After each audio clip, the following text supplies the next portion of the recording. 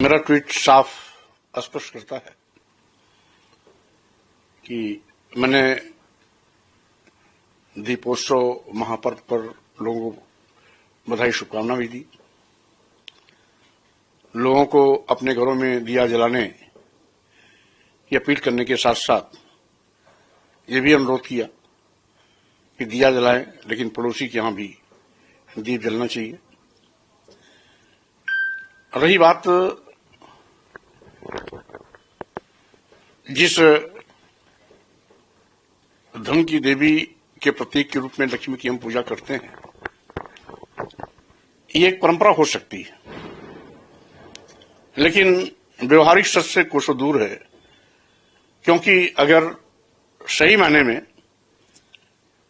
धन की देवी लक्ष्मी की पूजा करने से धन आता, तो दुनिया के तमाम देशों में, गरीब देशों में भारत शुमार नहीं होता।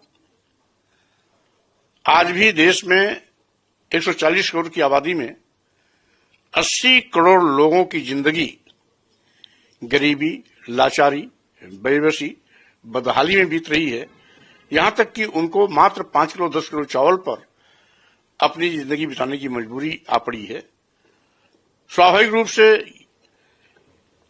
इसे लोग स्वीकार करें या न करें, लेकिन सच यही है कि वो 80 करोड़ परिवार जो 5 किलो 10 किलो चावल पर अपनी जिंदगी बिताते हैं, क्या अपने बच्चों को, बेटे बेटियों को विश्वविद्यालय पढ़ाने के लिए भेज सकते हैं?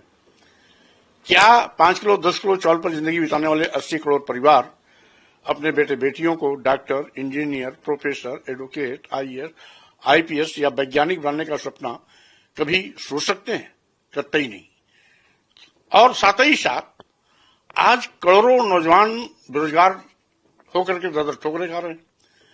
करोड़ों बेरोजगार नौजवानों के सामने रोजी रोटी के लाले पड़े हैं।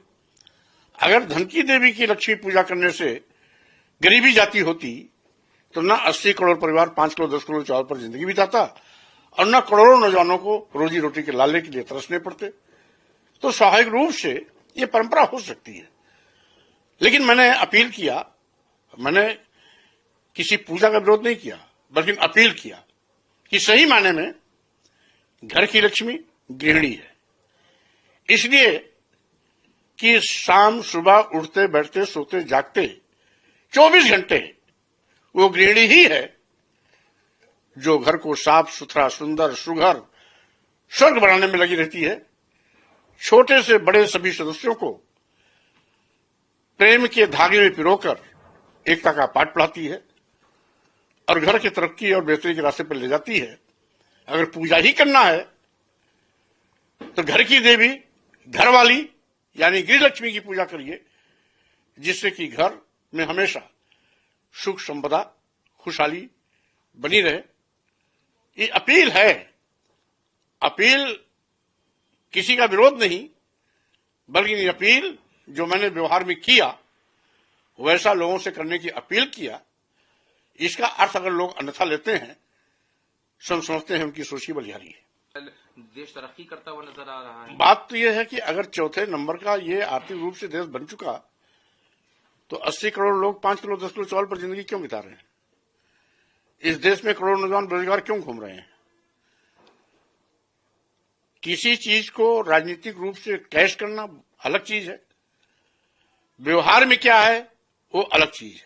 लेकिन राजनीतिक तौर का इसमें कोई मामला ही नहीं है। ये तो हमेशा से पूजा चली आ रही है और अचानक से आपने अब ये बयान दिया, अब आप इसको अपील कह रहे हैं। लोग तो कह रहे हैं कि ये तो विवादित बयान है। नहीं, विवादित हो ही नहीं सकता।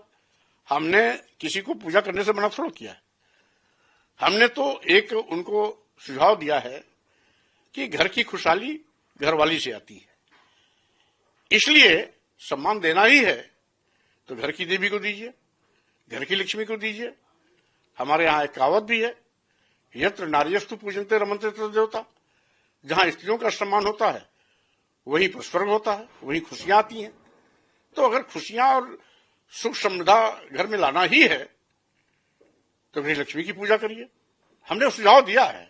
लोग गृहिणी की भी पूजा करते हैं, लोग तो सम्मान देते हैं, लेकिन साथ में अगर वो लक्ष्मी पूजा करें तो क्या उससे उनको धन नहीं मिलेगा? हम करें, अगर धन की देवी लक्ष्मी की पूजा करने से धन संपदा वैभव आती होती, तो आज करोड़ों लोग गरीब, लाचार, बेबस जिंदगी नहीं जीते। आज करोड़ों नौजवान बेरोजगारी के लिए दर दर ठोकरें नहीं खाते। आज भारत गरीब देशों में शुमार नहीं होता। जहां लोग लक्ष्मी को जानते नहीं, पूजा तो बहुत दूर की बात है, जिन देशों में लोग लक्ष्मी को जानते नहीं, वो दुनिया के आर्थिक मजबूत देशों में अगली कतार में खड़े हैं, चाहे वो अमेरिका हो, चाहे वो जापान हो, या पाश्चात्य देशों के अन्य देश हो, या यूं कहिए चीन हो। ये सारे के सारे लोग हमसे बहुत कोसों आगे हैं। वहां तो लक्ष्मी की पूजा नहीं होती। तो लक्ष्मी की पूजा अलग चीज है और पूजा से धन दौलत आना दूसरी चीज है। पूजा करने से धन दौलत और आर्थिक मजबूती नहीं आती है। तो इतने समय से लोग क्यों जो करते आ रहे हैं, तो क्या उनको ये गलत है क्या? लोग तो इतने लंबे समय से सब करते चले। मैंने किसी को रोका क्या? मैंने तो रोका कह रहे हैं कि बिना पूजा किए धन आ जा रहा है। नहीं, हम कह रहे हैं सुख समृद्धि और खुशियां घरवाली से ही आती है। एक दिन पूजा कर लेने से सुख समृद्धि नहीं आने वाली है। सुख समृद्धि अगर घर में आपको बरकरार रखना है तो स्वाभाविक रूप से वो गृह लक्ष्मी को ही से जाता है और उसी से ही घर सुंदर, सुघर और स्वर्ग बनता है। लेकिन आपके इस बयान को राजू दास बताते हैं, विवादित राजू दास हैं या और भी मानतों के भी इसमें बयान आए हैं। उन्होंने कहा कि ना आप आस्तिक हैं, ना आप नास्तिक हैं, आप सिर्फ सनातन विरोधी हैं, आपका बहिष्कार होना चाहिए, आपको के ऊपर कार्रवाई की जानी चाहिए। अब जिसकी जैसी सोच है वैसे उसके बयान होंगे। राजू दास क्या है, क्या नहीं है, सब जानते हैं। तो स्वाभाविक रूप से ऐसे हल्के फुल्के लोगों के बयान का संज्ञान कोई लेता नहीं। तो जो और भी लोग हैं जो आपके बयान को विवादित बता रहे हैं, सनातन विरोधी बता रहे हैं, तो क्या उनके बयान? पहली बात तो यह कि सनातन का जो अर्थ नहीं समझते हैं वो अपने को बहुत बड़ा सनातनी होने का ढिढोरा पीटते हैं। सनातन शब्द भी बौद्ध संस्कृति का शब्द है। तथागत बुद्ध अपने शिष्यों को उपदेश देते वक्त एक ऐसा मौका आया जब उन्होंने कहा, बेरानी बेरानी न संबंधित कदाचनम अबेरेन च सम्मन्ति एष धम्मो सनातना। यानी दुश्मनी से खत्म नहीं होती है। दुश्मनी खत्म करने के लिए मित्रता का हाथ बढ़ाना पड़ता है। यही सनातन धर्म है। सनातन शब्द की उत्पत्ति भी तथागत बुद्ध से आई है। इसलिए जो सनातन का परिभाषा नहीं जानता वो सनातनी हो गया। कल तक हिंदू अपने को कहते थे, आज हिंदू के बजाय सनातनी हो गए। अब इनको तय करना है कि वो हिंदू हैं या सनातनी है। लेकिन मैं तो सबका सम्मान करता हूं, चाहे वो हिंदू हो, चाहे मुस्लिम हो, चाहे सिख हो, चाहे बौद्ध हो, चाहे जैन हो, पारसी हो, सनातनी हो या ना हो, हम तो सबका सम्मान करते हैं। भारतीय संविधान भी हमारा सबका सम्मान करने का पक्षधर है। तो हम, कोई अपने को सनातनी कहता है उसका स्वागत है, कोई अपने को हिंदू कहता है उसका भी स्वागत है, कोई अपने को अलग धर्म से जोड़ के कहता है उसका भी स्वागत है। तो हम तो किसी के विरोधी है नहीं।